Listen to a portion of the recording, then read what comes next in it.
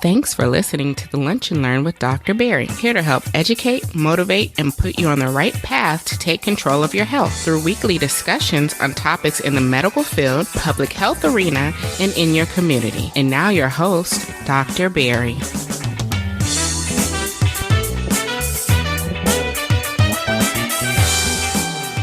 And welcome to another edition of the Lunch and Learn. This is your host, Dr. Barry, and we are on episode 6060. So excited about that. If you had not had a chance, please go ahead and check out episode 59, where I asked a question rhetorically, but actually truthfully, where are you guys getting all your health information from? And I kind of break down the beginnings of where we used to get it from and where we get it from now and why it's dangerous from a part. So if you haven't had a chance, check out episode 59 at lunchlearnpod.com, or you can go directly to the episode at drpiersblog.com/LLP059.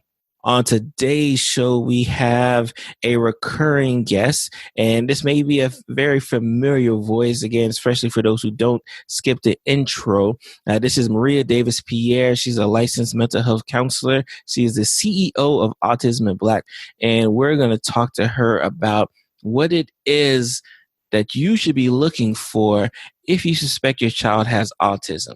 So again, Lunch and Learn community, I want you to sit back, take notes. We're actually going to have a freebie for you at the end, but you got to listen to the end so you know how to get the freebie. I know you guys like free stuff, but you got to listen to the end so you know how to actually get the free stuff. So sit back, get ready for another great episode on Lunch and Learn with Dr. Barry.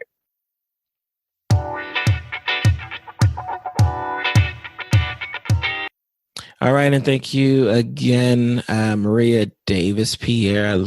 So funny when I had to say the full name. Again, for those who've been paying attention and who've been following the podcast, this is a guest who was on episode 33 as well as episode 40. And enlighten us on a lot of mental health related things. And today she has a very important topic. And we're going to be talking about autism. Again, depending on when you're listening to this is Autism Awareness Month, the month of April. And I figure, hey, my pledge for this year to always bring out the expert guests for these topics instead of just me kind of rambling off the top of my head. So Maria, thank you for joining the podcast today. Hi, everyone. Happy to be here. Yes. Again, like I said, I don't even have to pull teeth anymore. Before I used to have to pull teeth to get her on the episode, but now I say, hey, when you're ready to jump on, and she's pretty much begging me to get on. So again, thank you for joining today's podcast. Maria, I want you before we first and foremost start out, please tell everyone about Autism in Black. Tell us why is that important and why you felt the need to really spearhead such an endeavor. Well, I'm sure your listeners know, your Lunch and Learn community know that our oldest child is on the spectrum and know a little bit about our journey if they've read the blog that I did a couple of years ago on your website. But I don't think they know about the struggle that we had with getting her diagnosed and the struggle after getting her diagnosed. A lot of people think that once you get the diagnosis, it just ends there and things get easier, but it doesn't. It's still a journey. I call it the autism journey. But on our journey, I noticed that, as most of you know, Barry is Haitian. I'm Black. Nobody ever took our culture into consideration. None of the professionals that were coming in to assist us on this journey never took our culture into consideration. And they never really took the parents into consideration as well. So after, a lot of pushing from Dr. Pierre and all the work that I was doing, on the side of my other business, I decided to create a business, Autism in Black, Inc., that aims to provide support to Black parents who have a child on the spectrum through educational and advocacy services. So, we're dedicated, and our mission is to bring awareness to the autism spectrum disorder, of course, and reduce the stigma associated with ASD in the Black community, because I think that is so important, because the Black community is different when it comes to mental health topics. If you could, right, can you kind of elaborate some of the troubles that we were kind of having? Not only, and let's start, especially if they've read the blog, I'll definitely put a link in the show notes so you can kind of read up on it. But like even after you got the diagnosis, right, for our child, right, like what were some of the struggles that you had to deal with? Well, after the diagnosis, because she got the diagnosis at 18 months. However, she's almost 6 now. So at that time, some services you couldn't get until you were 3. So there was still a lag time between the 18 months and the 3 that we had to wait on some services. So we were able to get her, of course, into developmental therapy. She had some ABA, speech, and occupational therapy. But I don't think people understand the finances that come along with having a child on the spectrum, a special needs child. The state, does provide a program. It's early learning steps, I believe, before age 3. And then after age 3, they call it something else. But they only cover one service, at most maybe 2. We were paying out of pocket for everything except the developmental specialist. We were paying out of pocket for the ABA, we were paying out of pocket for the speech, and we were paying out of pocket for the OT. And those things can get, very expensive. So there was, of course, the financial situation of having to pay for all of this, finding a good fit, a good professional that could handle, our schedules, handle where she was at. Because a lot of professionals come in with a cookie cutter approach, is what I call it, and they just try to use it on every family that they are, seeing, and that doesn't always work. You have to understand the family that you're seeing and develop an approach that fits with them.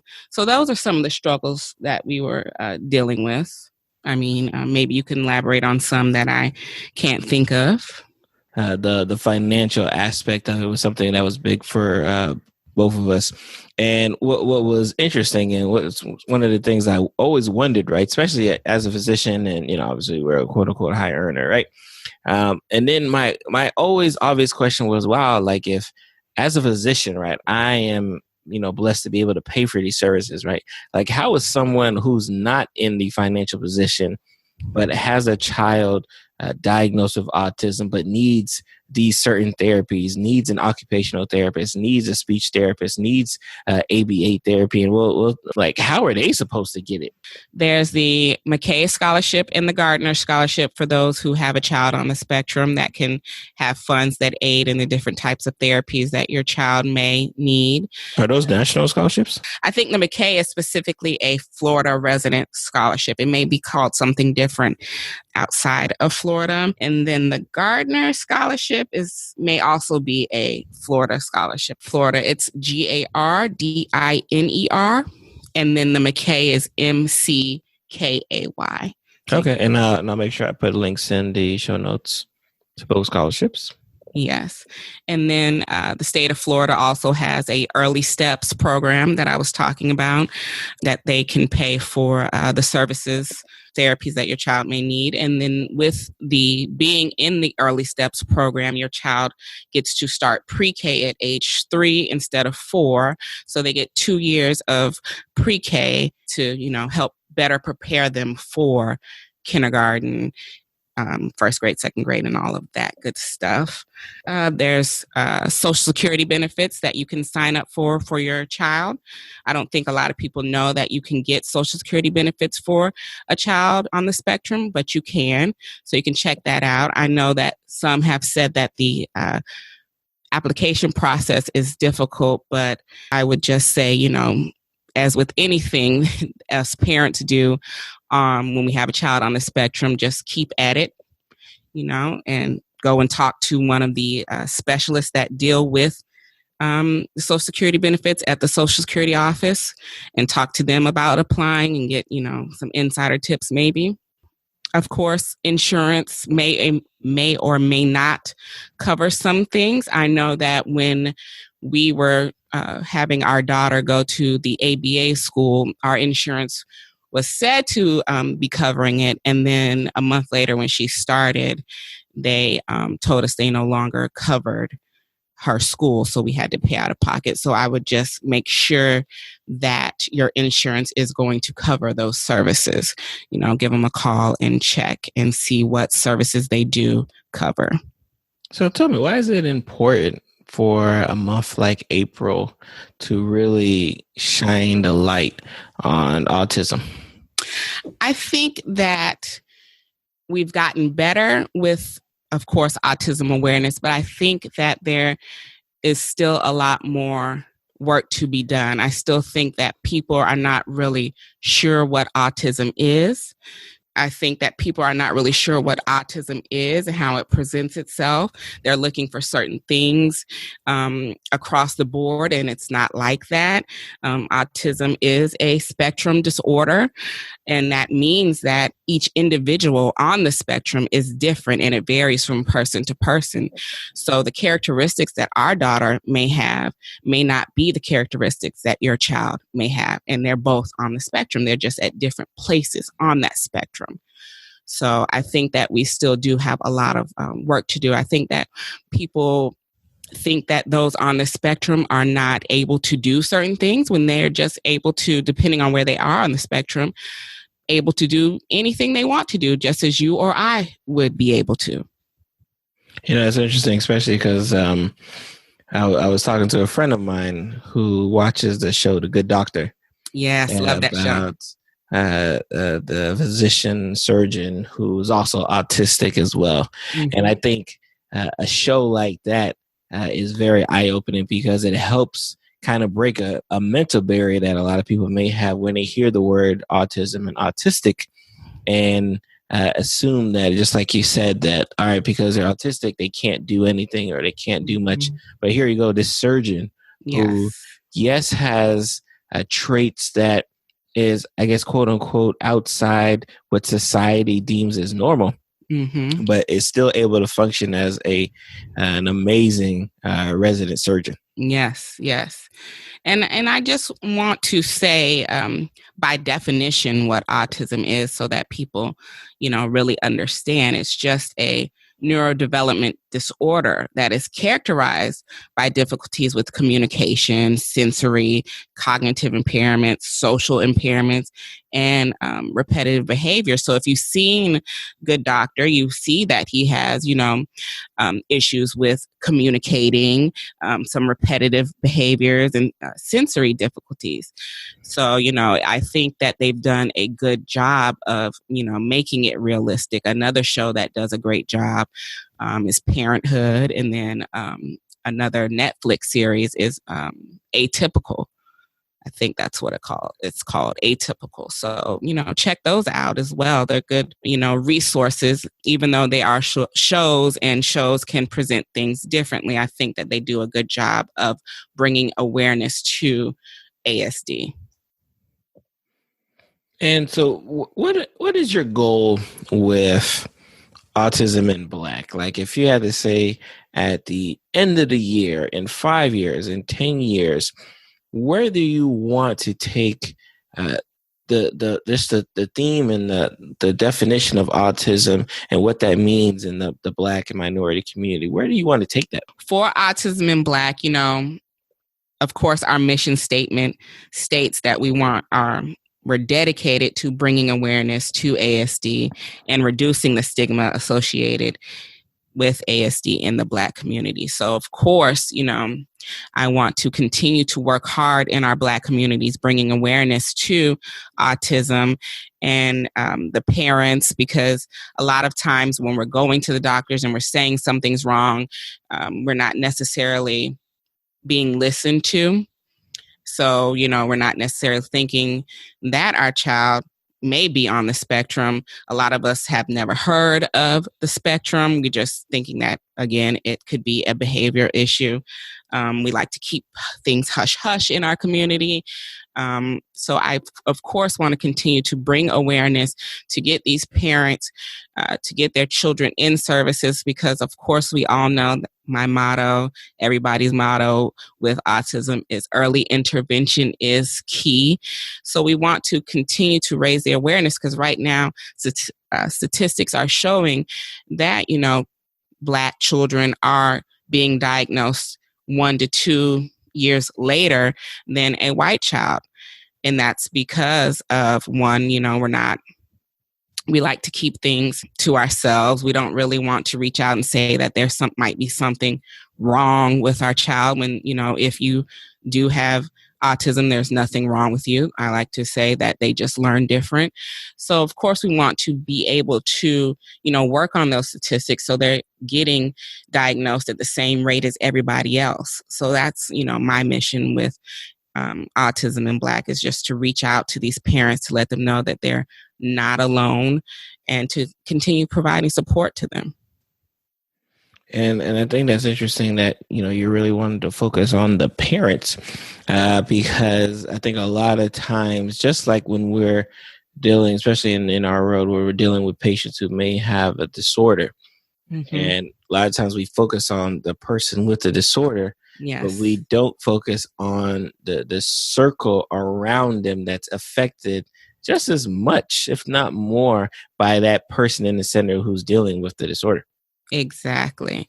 Parents, you really need to be just as involved in the therapies as your child is. There's parent education and skills training. I myself offer parent coaching and couples coaching because, of course, having a child on the spectrum can have, an effect on your marriage or relationship. So I think that a lot of times we are forgotten, but we need to know that we need to be just as dedicated to getting ourselves services as we are dedicated to getting our children services. A lot of times, we're advocating for our child and forgetting about ourselves, but you are just as important, and you need to be having the skills to be able to deal with everything, all the stressors and the changes that are going on in your life. So I don't want you to forget yourselves as a parent and be able to go out there and advocate for yourselves just as much as you're advocating for your child.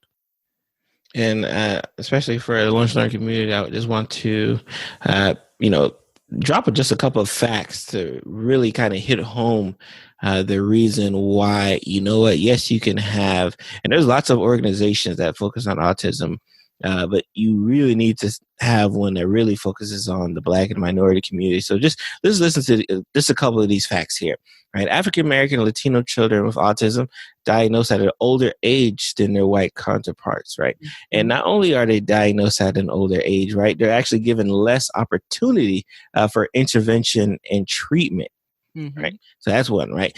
It's found that African American parents, right, reported fewer concerns about behaviors from delayed speech, repetitive behavior in their children, right? So again, we're seeing our kids with these problems, but because we're not even saying, hey, our kid has this problem, the treatment is being delayed. And again, remember, early intervention is key, right? So if I'm not even addressing a need and noticing that, hey, you know what? My child isn't speaking as much as the other children around her, right? Or my child isn't speaking or isn't, being as friendly or being as social as the other kids around here, right? If I'm not aware of that and not trying to address that, that's going to delay care, first and foremost. And I think this was, I think, even more telling. This was done by the Center for Autism and Development Disabilities Research and Epidemiology at University of Pennsylvania, which talked about how African American children are 5 times more likely to be misdiagnosed with conduct disorders before being diagnosed with autism, right? So again, this is not, something where we can take it lightly. This is something where, yes, you have autism, but we definitely need to have a focus on autism in Black community, right? Just autism where we need to focus on the minorities, because clearly, and just like in medicine, right? Just like when I talk about hypertension, Just like when I talk about diabetes, just when I talk about high cholesterol, for some reason, and I'm not sure what the reasons are, but for some reason, right, it seems to be affecting our communities much more than it is. Yes. And another thing that I want to address is because the signs of autism can look like other things. So, when they're going to talk to their pediatrician or the school, most times, for us, it's the schools that are noticing it. And the first thing that they do want to say it is a behavior disorder. I mean, lack of eye contact can be seen as disrespectful. You don't want to talk to your teacher.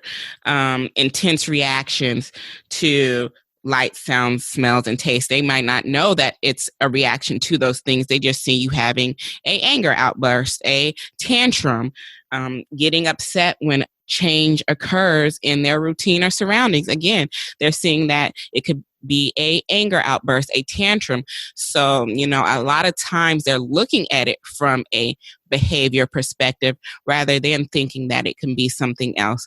So again, that's why it's my mission to bring awareness in our community so that we're knowing these signs, and that a combination of these signs can mean that, your child may be on the spectrum.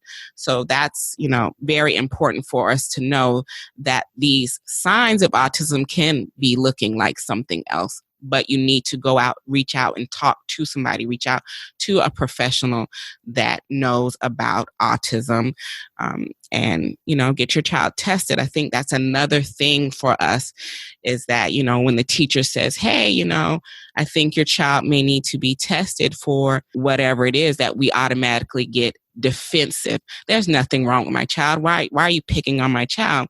I tell my parents all the time, there's no harm in getting that child tested. If anything, it's going to help you, and early intervention is key. So now you have a plan. Now you have things, goals that you're setting and meeting for your child. So don't automatically be on the defense when someone is saying, hey, I think so-and-so needs to be tested. So especially, and we talked about, reaching out, to our professional. How can someone get in touch with you, obviously, right? You have a parent who's listening and, maybe their child has autism, or maybe they're concerned that a child has autism. How can they get in touch with you? You can go to my website, www.autisminblack.org.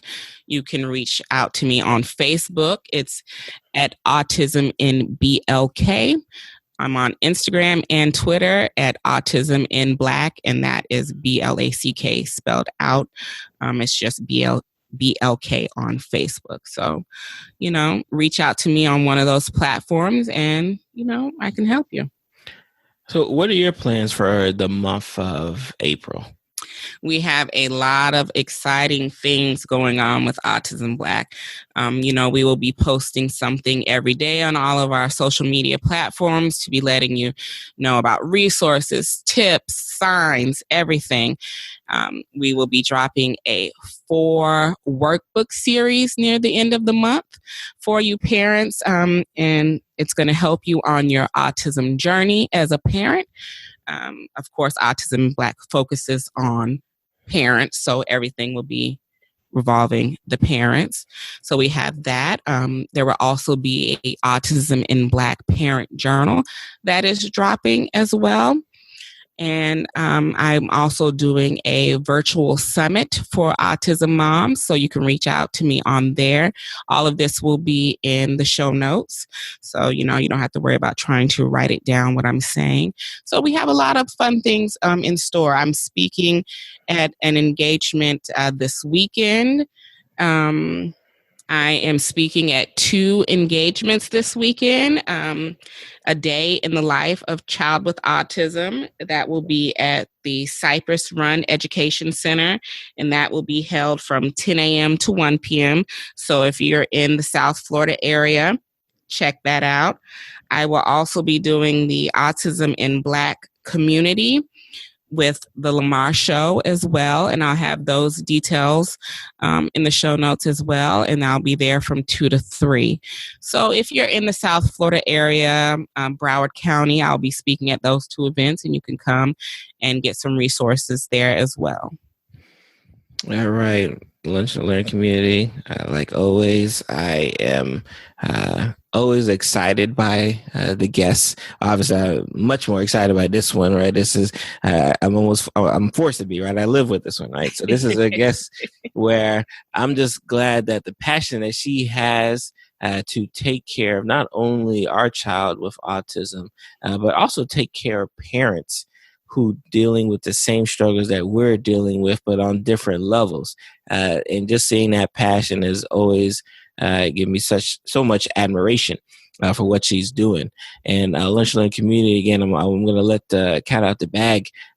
She's actually going to be doing a podcast as well of her Autism Black, right? So we're working on a podcast in the background. So stay tuned for a podcast out of the Lunch and Learn community, specifically focused on autism in the Black community, everything kind of under that umbrella. Yes, most definitely. Now we saved it to the end, right? I told them they had to wait to the end to get to it. What freebie do you have for our Lunch and Learn community, to help empower them and to help them grow and better themselves? Well, I have a ultimate autism checklist. It's basically a checklist that is combining everything that we've talked about and condensed it into a checklist form, because I know a lot of times that listening to a podcast can be a little difficult with the time. So for all my autism parents out there, I've made a quick checklist for you that you'll be able to use if you think that your child is on autism. If you think that your child is on the spectrum, or if you, let me go again. For you listeners, we have the Ultimate Autism Checklist that is going to condense everything that we've basically talked about this podcast and a little more, and it'll be in checklist format for you that can help those who suspect that their child may be on the spectrum, and also for those of you whose child has already been diagnosed, and it'll be helpful for you in your autism journey. So you can get that at www.autisminblack.org/checklist. All right. Again, I'm glad you guys, especially those who waited to the end for that. Thank you for continuing to enlighten and empower the Lunch and Learn community on just what autism is, especially in a month where we're going to see a lot of marketing and advertisements for it. And those who've been rocking with me understand that, yes, we can get hype for a month, but remember, these parents and these kids who are affected by autism deal with this year round, right? So this is something that I want you to really take heed of when you start seeing this, rush of attention, right? Mm-hmm. We need it, though. It's not saying that we don't need it. Like, again, not this, just like we need an autisminblack.org, right? We need these times to really kind of shine the light. And you'll see a lot of shine the light references, especially when it comes to autism this month. But most importantly, think about the lifelong endeavor for these people who have to deal with autism, their parents, their family members, and everyone that always is either directly or indirectly affected from it. Yes, of course. And this podcast is actually dropping on World Autism Day, lighted up blue. So if you guys are wearing blue for your loved ones, I know we will, tag me in your picture so I can see. Love it.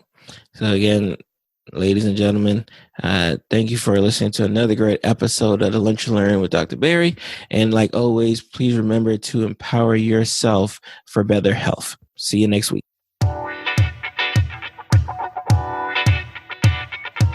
Thank you for listening to another episode of the Lunch and Learn with Dr. Barry. Please head over to lunchlearnpod.com where you'll get the most recent episodes as well as today's show notes for your listening and viewing pleasure. And like always, depending on where you're listening this to, please subscribe to the podcast so you can get all the latest episodes sent directly to you. And we are at all of your favorite podcast listening stations, including Apple Podcasts, Google Play, SoundCloud, iHeartRadio, Spotify, and Stitcher Radio. Again, thank you for taking the time to listen and empower yourself to take control of your health, and we'll see you next week.